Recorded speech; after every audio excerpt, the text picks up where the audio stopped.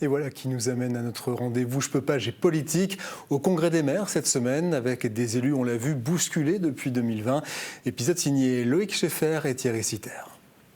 Jetzt geht's los. La politique peut changer la vie. C'est déjà une très belle aventure, c'est exigeant. Les gens qui payent vont payer plus. C'est un grand jour pour l'Alsace. Je ne suis en aucun cas un représentant du Bundestag. Je crois que la vie doit continuer. On peut s'arrêter là si vous voulez bien. Bienvenue à Paris pour ce nouveau numéro de Je peux pas, j'ai politique. Alexandra Bucure était à l'Assemblée nationale il y a 2 semaines pour le budget. Nous voilà porte de Versailles au Parc des Expos pour un autre grand moment de notre vie démocratique, le Congrès des maires. 107e Congrès des maires et 12 000 élus de proximité présents cette année. Un record. Alors il y a des maires, bien sûr, mais aussi des adjoints, des présidents de communautés de communes et dans le lot, quelques Alsaciens comme Antoine Homé à la tête de Wittenheim dans le Haut-Rhin et qui participe à ce débat juste là-bas. Nous, Alsaciens, nous avons à côté de nous des pays fédéraux, des pays confédéraux où le pouvoir est déjà local. En France, c'est l'inverse. C'est une vieille démocratie jacobine. Et donc, nous plaidons, nous, pour une décentralisation. Et la décentralisation, c'est rapprocher le pouvoir des citoyens et c'est plus efficace, notamment au plan financier. Mais si autant d'élus ont fait le déplacement cette année, ce n'est pas que pour parler finances locales ou pour les beaux yeux du Premier ministre Sébastien Lecornu qui a fait une apparition ici, non ? Il y a autre chose encore. Car la plupart des maires ont le blues. Leur mandat, qui s'achèvera d'ici 4 mois, aura été plus éprouvant que jamais. Paradoxal, puisque le maire reste la figure politique dans laquelle les Français, nous, autrement dit, avons le plus confiance. Une cote à 69% d'après un sondage paru cet été. Juste comme ça, pour comparer, Emmanuel Macron, lui, est à 16%. Même Jordan Bardella et Édouard Philippe, qui font partie des responsables nationaux les plus appréciés, n'arrivent pas à la cheville de nos bien-aimés chefs de villes et villages. Mais cette apparente idylle avec nos premiers édiles cache une autre réalité. En 5 ans, ils sont environ 2200 maires à avoir démissionné. C'est du jamais vu, 3 voire 4 fois plus que lors des précédentes mandatures. En Alsace, ils sont une trentaine à avoir jeté l'éponge.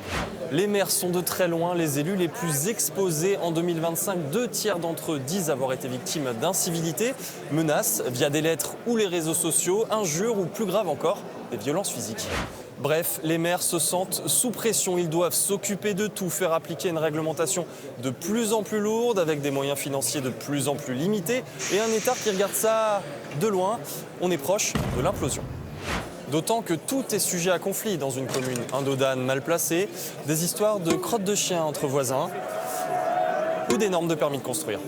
Alors, si ce congrès était une sorte de thérapie collective, parce que quand on est maire, on doit écouter tout le monde, mais on est rarement entendu, sauf peut-être ici, entre pairs. Écoutez ce qu'en dit Muriel Fabre, maire de Lampertheim dans le Bas-Rhin et secrétaire générale de l'Association des maires de France.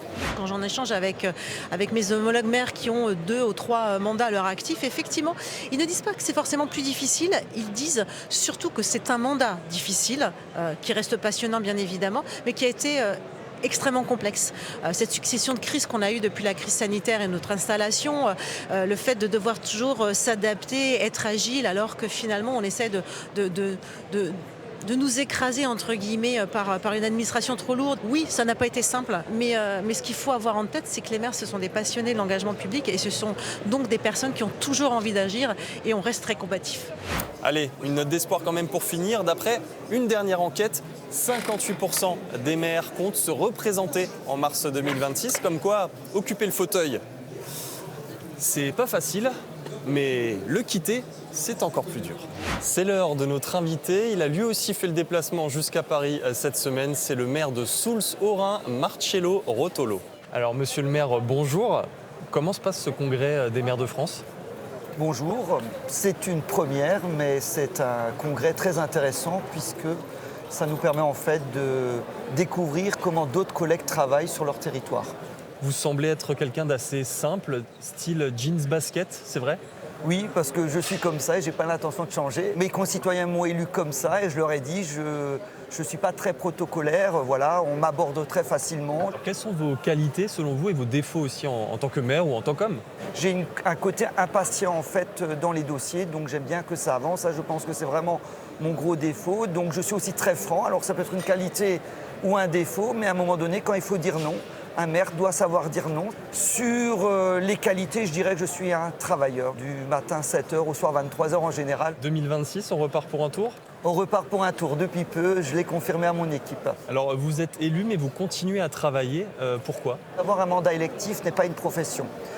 On doit travailler pour les gens et ça ne doit pas être la source principale de revenus. Ma source principale de revenus, c'est enseignant de physique-chimie dans un collège depuis 25 ans. Vous êtes maire de la commune d'où est originaire Cécile Kohler, désormais ex-otage en Iran. Est-ce que vous avez des nouvelles? Elle va mieux, elle se trouve aujourd'hui dans un appartement où elle peut partager avec Jacques. Mais évidemment, nous ne sommes pas rassurés complètement puisque nous attendons qu'elle retourne chez nous, en France, à Soultz. Je fais confiance aux autorités compétentes, notamment nationales, pour travailler, pour qu'elle puisse revenir le plus rapidement possible. Ça a bien trop duré. Comment est-ce qu'on vit cette situation en tant qu'élu? Comment vous l'avez vécu? Cécile, je connais bien la famille. Donc, c'est pas qu'en tant qu'élu, mais c'est aussi en tant qu'homme. C'était compliqué parce qu'il y avait des hauts et des bas. Et quand on avait des nouvelles, elles n'étaient pas toujours rassurantes, notamment les dernières, puisque nous savions qu'elle était sur le point de craquer et que ça devenait de plus en plus dur. Il faut garder espoir? Bien sûr qu'on garde espoir. Vous savez, il faut aller de l'avant. Je tire mon chapeau à tous les Soultziens, puisqu'on a fait une dernière action avec un concert à Soultz. L'église était pleine à craquer pour pouvoir soutenir Cécile. Marcello Rotolo, votre nom est à consonance italienne. C'est quoi l'histoire de votre famille?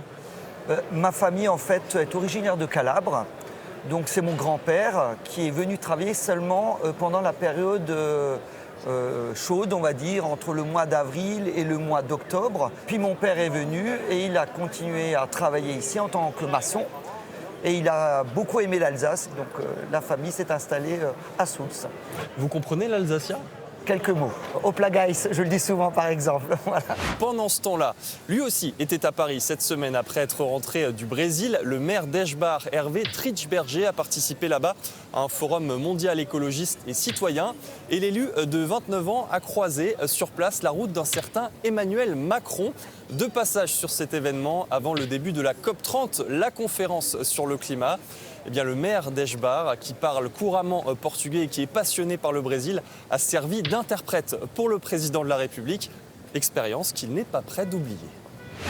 Et puis autre image qu'on n'est pas prêt d'oublier, celle d'Éric Stroman et de sa fausse moustache. Le maire de Colmar s'est montré toujours aussi joueur lors de la première édition de la Schnutzarana, la course des moustaches organisée le week-end dernier à Orbourvire.